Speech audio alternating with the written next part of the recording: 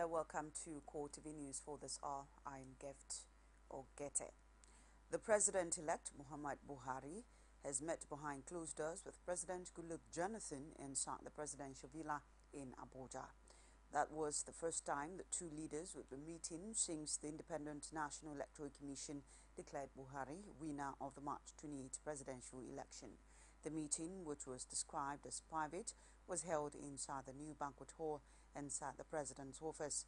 No official statement has, however, come from either side, but it may not be unconnected with transition from the present administration to the incoming administration to be headed by Buhari. The presidency is convinced that President Goodluck Jonathan has elevated himself to the status of an external hero and champion of democracy in the aftermath of March 28 election. This according to the special advisor to the president on political affairs, Rufai Alkali, is because the manner he conceded defeat in spite of what he described as glaring irregularities and inconsistencies of the electoral process. He added that President Jonathan also deserves commendation for expanding the democratic space for the opposition to flourish, apart from presiding over two elections adjudged as the best in the country's history. Alkali said these on Friday at the news conference in Abuja.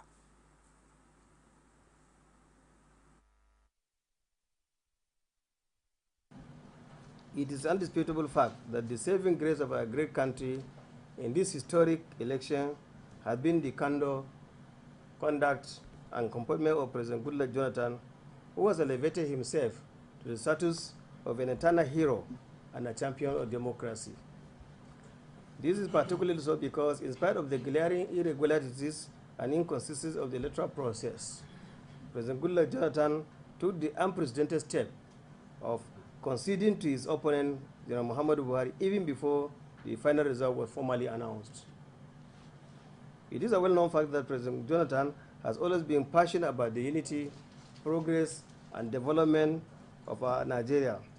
His bold step has once more strengthened the bedrock of unity in Nigeria and has deepened democratic governance in the country.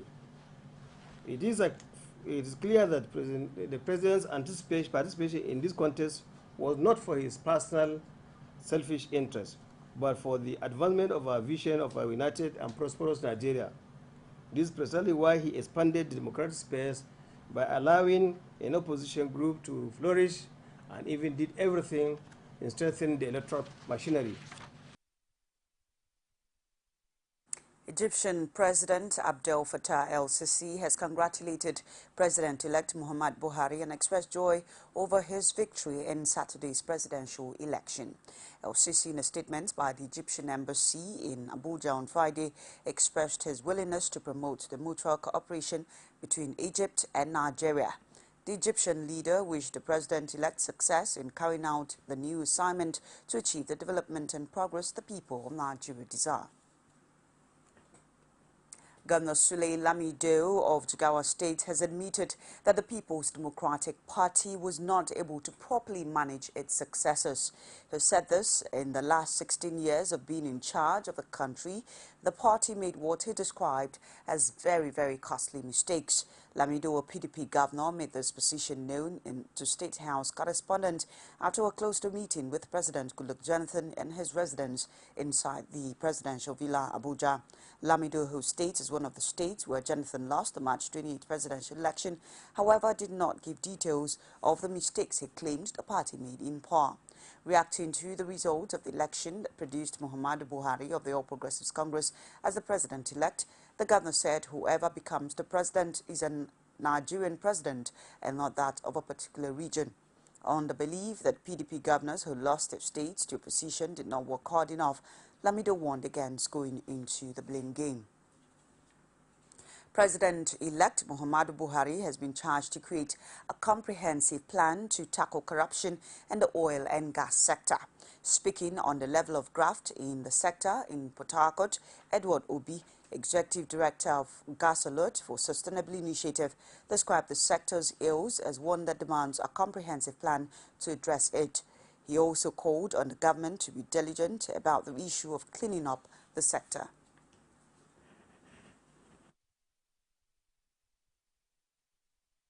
Most of us who live in this region know precisely where the corruption is. And the corruption is not so much reposed on the oil industry as such. They are business people doing their business. Now, there are other people who are aligned with them, some of whom are in government, others are perhaps chiefs and people like this, in high places, who are reaping so much from that system, from that corrupt system, making themselves richer. Now, these are the people that I think they should be targeted. This new government that has run on the slogan of anti-corruption should set about diligently plugging those holes, and if any individuals are obstinate, etc., of course, let the law deal with them. But they should never think that this work is easily done, because it is so intricate. I'm not thinking of a scenario in which the militants will immediately go back to the creeks and start making war again. No, I don't think so. Former Vice President and chieftain of the All Progressives Congress, Atiku Abubakar, has dissociated himself from a photograph of him allegedly canvassing for votes for Nuhu Ribadu, the People's Democratic Party governorship candidate in Adamawa State. Atiku said in a statement issued by his media office that the photograph showing him carrying a banner asking for votes for Ribadu was a fraud done out of malice. According to him, it was the banner he held while canvassing for votes for Osun State Governor Ralph Aregbesola during the last governorship election in the state last year. Atiku insisted that he is firmly committed to delivering Adamawa State for APC in the next set of elections on April 11th. A consultant to Act Technologies Limited, one of the firms engaged by the Independent National Electoral Commission for the supply of card reader machines, Mohammed Musa, has sued the Department of State Services.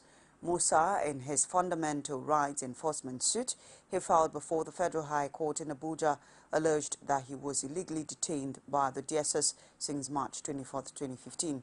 Musa wants the court to award 100 million damages against the security organization for illegally detaining him. He also wants the court to order his release and declare his arrest, detention, and continued intimidation by the DSS in relation to the card reader issue as illegal, unconstitutional, and a violation of his fundamental rights. The suit FHC ABJCS 292 was filed on his behalf on March 27th by his lawyer, Mahmoud Magaji San.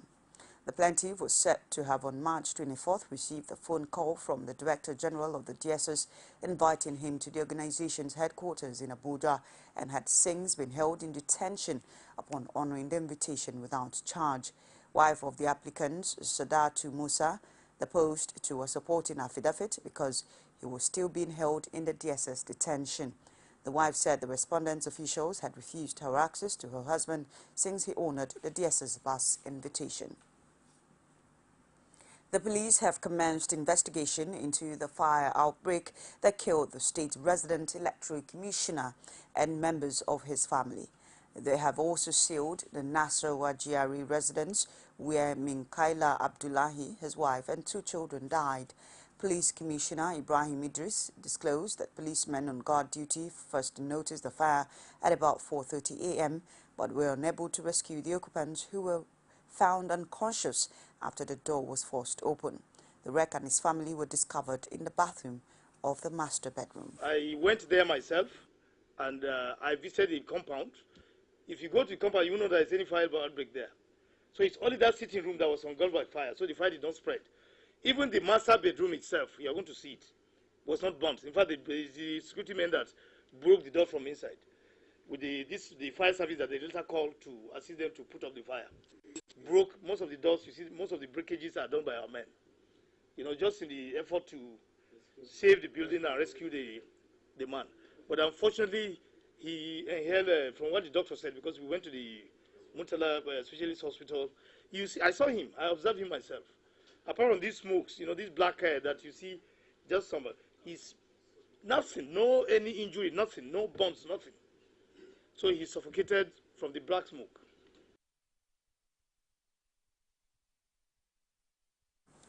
You're watching CoreTV News. We'll take a break. Please stay with us.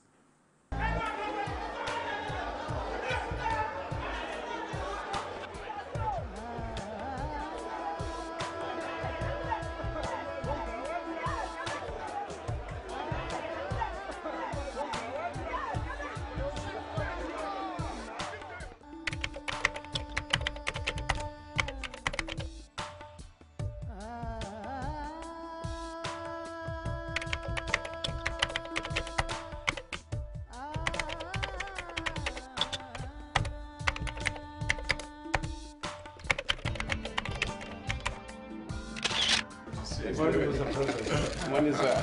How are you, Mr. President? Hi, Mr. How is the campaign?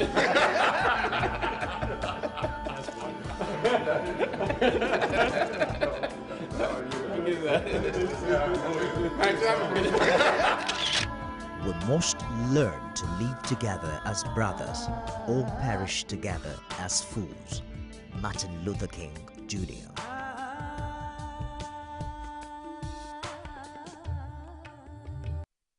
Welcome back. The governor of Ekiti State, Ayodele Fayose, has accused the All Progressives Congress of threatening violence in the state with an orchestrated impeachment attempt. Fayose, who was speaking while lifting the curfew he earlier imposed on the state, vows to resist any form of violence as he charged his party members to defend themselves in the face of any provocation. The APC, however, dismisses Fayose's threat as an act not worthy of his position as governor. Rashid, our correspondent in Ekiti, completes the story. Since the emergence of Muhammadu Buhari of the APC as president-elect, Ekiti State has been witnessing one political drama after the other. But the latest seems to have raised the stakes as the governor of Ekiti State, Ayodele Fayose, while lifting the imposed curfew after the announcement of the presidential result, disclosed that the APC is the reason for the curfew due to its sponsoring of violence. Fayose, however, talks tough. Don't turn Ekiti to theater of war. Because of their violence, I had to put up curfew yesterday and day before yesterday. Today I'm lifting the curfew because of our Christian brothers, sisters that want to celebrate Easter. And I've directed that the curfew be lifted. They should tell them and tell them very clearly, any act of violence will be resisted. My name is Fayose. I want to assure them we will not tolerate that violence. And I want to warn PDP members, don't go into violence, but defend yourself.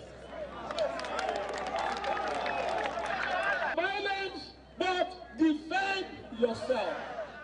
But in a swift reaction to the governor's position, the Speaker of the House of Assembly, Adewale Omirin, dismisses Fayose's allegation as unfounded, stressing that the governor is the real cause of mayhem in Ekiti State and should be held responsible for whatever happens to the state. This is the only state in the federation where the leader will be creating anarchy himself. That is why I called the Special General about the other time that if I were to be in the forum where they were signing a peace accord, I would have allowed my party to sign it because it's the governor that is causing the problem in the state. I see him as a wicked man. We are elected to lead our people. He's a leader and most of us are leaders. If he could seek the salary of all of us for the past 5 months, a leader does not behave that. A good leader will not behave that way. So I don't see him as somebody who is worthy of the position he's holding. With the state government and the majority of the House of Assembly members now on a collision course, the coming days promises to bring more drama.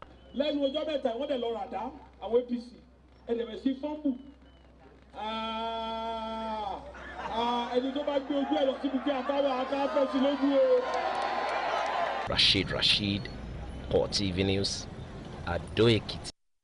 As the April 11th governorship poll in Lagos draws near, governorship candidates of 10 opposition political parties in Lagos have dropped their ambitions to contest elections in the state. The candidates who spoke in the presence of their party chairman, however, declared their total support for the All Progressives Congress governorship candidate Akinwumi Ambode. They also directed all their supporters to vote for Ambode during the governorship and state houses of assembly elections on April 11th. The parties and their candidates are Accord Party, Additional Buruji, Independent Democrats Obadia Akinola, Action Alliance Ishola Arebeshola, and Elliott Congress Party of Nigeria Babatunde Sarumi. Others include the African People's Alliance, Abiodun Oyegunle, Kowa Party, Victor Adeniji, All Progressives Grand Alliance, Additional Olayokun, NNPC, Eson Olatunde, the Citizens Popular Party, Sylvester Ize, and the Progressives People's Alliance, Paulins Ojochide. Obadia Akinola, the governorship candidate of the Independent Democrats, spoke on behalf of the other candidates at the declaration event in Lagos. Akinola said the decision was taken in the interest of the people of Lagos State. The just concluded meeting of the All Progressives Congress Party stakeholders in the Southeast region has left a footprint that will rarely take time to fade. The meeting held at the Imo International Convention Center was an embodiment of victory celebration and to strategize for the gubernatorial elections across the Southeast zone. CoreTV News at Jibade Awofeso was there. He filed in this report. The event, to many Imolites who attended, was indeed a memorable one. While the entire crowd waited for the arrival of the governor and flag bearer of the APC, diverse cultural activities went on as they all celebrate victory. With the arrival of the governor, the meeting's mandate was made known, even as he shares bitter experience about what he had to experience with the Nigerian army and other security agencies during the presidential election that eventually brought Muhammadu Buhari on board as the winner. He urged all Imolites to keep the fighting spirit alive to ensure they come out en masse to vote him so Imo State will benefit fully from the positive change to come.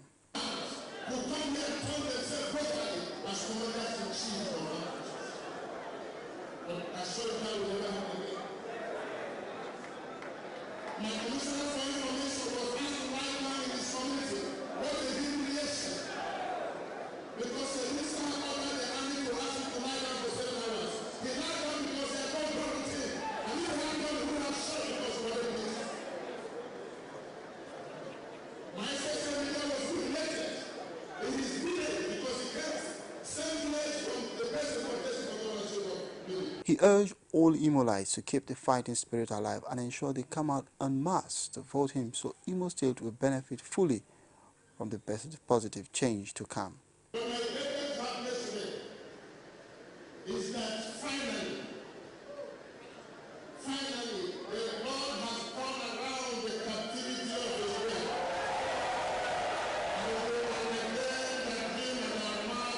Israel. Afterwards, some stakeholders also spoke to the audience, calling on them to take the message to every nook and cranny of Southeast so the land can regain whatever it has lost. On 28th, as on Saturday, during the presidential and national assembly election, APC members passed through a very excruciating experience in the hands of PDP members, police, army, SSS, civil defense, and in fact, the electoral officers, both ad hoc and the permanent staff of INEC. It's fantastic. You see, this type of thing had never happened. Like you said, when they started, when the governor were doing all these things, people didn't take it seriously. But today, history has vindicated him. It looks as if Imo State is the only state in the southeast. So Owolo had done tremendously well, and we appreciate him. That's why I back him. I back him very, very well. Because when he tells me something, and after viewing it, I see that he's on the track, I follow him. As Nigerians look forward to the forthcoming gubernatorial elections, all hope to see the peace experience in the presidential election will continue across the country. An Urobo militant group, Urobo Bagbako, has claimed responsibility for Thursday's night's bombing of the NPDC oil pipelines at Igere Nene and Ewiogbo communities in Delta State. The group, which made the claims in an email sent to some reporters, said it is also planning to shut down all the oil fields in Urobo and Isoko areas. The email, signed by the group's spokesperson, Priest Omojuowu, said the bombing of the Iogbo Iregegene was to draw attention to the neglect of ex-militant of Urobo extraction. He said Urobo had been sidelined in the pipeline protection contracts offered to ex-militants from other ethnic groups, and they now want to show that they too have the capacity to cause trouble if ignored. The group said it had sent warning signals to the NPDC and the federal government on the pipeline surveillance contracts, which had excluded the Urobo. Urobo Gbagbako, however, disassociated itself from media reports about a 14-day ultimatum given to the federal government and NPDC on the oil pipeline surveillance contracts. The group said the attacks will continue until the Urobo got what rightly belonged to them. He explained that Urobo Gbagbako Group is a military group of all ex-militant youths, women, elders of Urobo origin. And now we go straight to Kenya, where 5 people are in custody following the Al-Shabaab attack in eastern Kenya, which left almost 150 people dead, reports say. Some of the suspects were arrested while trying to flee to neighboring Somalia. At least 148 people, mostly students, were killed when gunmen attacked a university campus in Garissa. Al-Shabaab had since pledged a long, gruesome war against Kenya, with the militant group saying its attacks were in retaliation for acts by Kenya's security forces who were part of the African Union's mission in Somalia against Al-Shabaab. Kenyan papers earlier said security services seem to have had information that an attack on an institution of higher learning was likely and appeared to have warned such establishment to be careful, and the police chief had been instructed to speed up the training of 10,000 recruits because Kenya had suffered unnecessarily because of a shortage of security personnel. The masked attackers killed 2 security guards at dawn, then rampaged through campus, shooting and shouting, "We are Al-Shabaab." They singled out Christians and shot them, reports said. The bodies of those killed in Garissa have been flown to Nairobi for their identification, as local mortuaries have been unable to cope, and many of the students killed came from other parts of the country. While many of the survivors spoke to the media, little is known so far about those who were killed. And that's our news for this hour. Please join us again. I am Gift or Gete. Good afternoon.